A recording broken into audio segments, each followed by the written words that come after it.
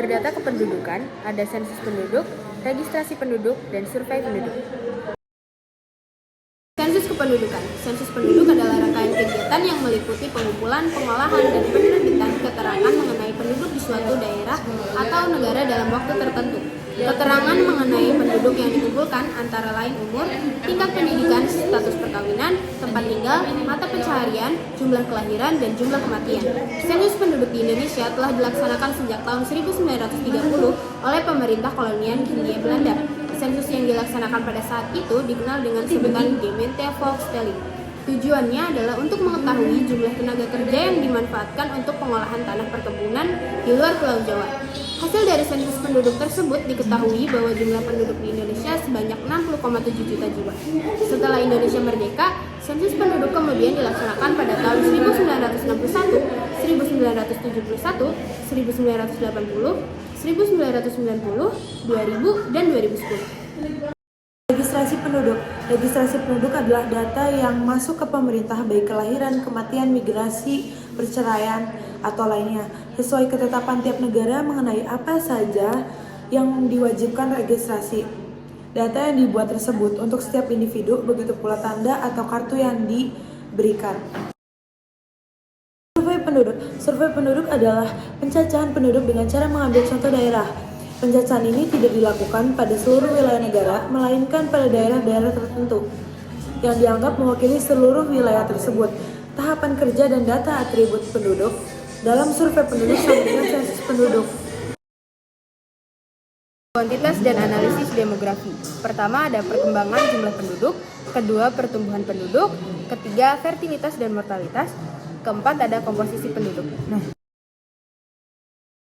Perkembangan jumlah penduduk.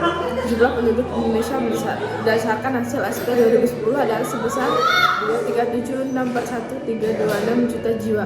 Jika dibandingkan dengan sensus penduduk terdahulu, maka dapat dilihat bahwa jumlah penduduk di Indonesia terus mengalami peningkatan. Gambar 1 menunjukkan jumlah penduduk hasil sensus dari tahun 1930 sampai tahun 2010. Sensus penduduk 1930 diselenggarakan oleh pemerintah Hindia Belanda. Sensus penduduk 1961 adalah sensus pertama setelah RI merdeka.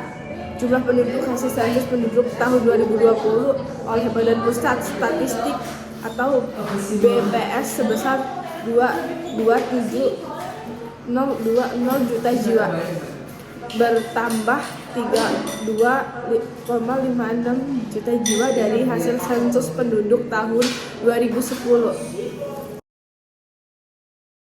Pertumbuhan penduduk. Pertumbuhan penduduk terjadi disebabkan oleh pertambahan atau pengurangan jumlah penduduk akibat adanya kelahiran atau natalitas, kematian, mortalitas, dan perpindahan penduduk migrasi. Kelahiran dan kematian merupakan faktor pertumbuhan alami, adapun perpindahan penduduk merupakan faktor pertumbuhan non-alami. Fertilitas dan mortalitas. Fertilitas merupakan kemampuan berproduksi yang sebenarnya dari penduduk, actual reproduction performance, atau jumlah kelahiran hidup yang dimiliki oleh seorang atau sekelompok perempuan. Kelahiran yang dimaksud di sini hanya mencakup kelahiran hidup. Jadi bayi yang dilahirkan menunjukkan tanda-tanda hidup meskipun hanya sebentar dan terlepas dari lamanya bayi itu dikandung. Mortalitas. Mortalitas adalah ukuran jumlah kematian, umumnya atau karena akibat yang spesifik pada suatu populasi. Skala besar suatu populasi per dikali satuan. Mortalitas khusus mengekspresikan pada jumlah satuan kematian per 1000 individu per tahun, hingga rata-rata mortalitas sebesar 9,5. Berarti pada populasi 100.000 terdapat 950 kematian per tahun.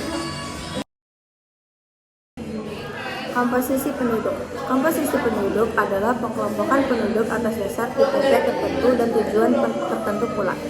Misalnya, pengelompokan penduduk berdasarkan umur, jenis kelamin, tingkat pendidikan, dan pekerjaan. Mengetahui komposisi penduduk diperlukan untuk merencanakan kegiatan pada masa depan yang akan mendatang.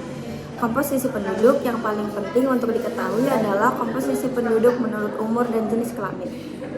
Hal ini untuk mengetahui berapa banyak penduduk dengan umur produktif, berapa angka ketergantungan, bagaimana perbandingan jumlah penduduk laki-laki dan perempuan, dan seterusnya.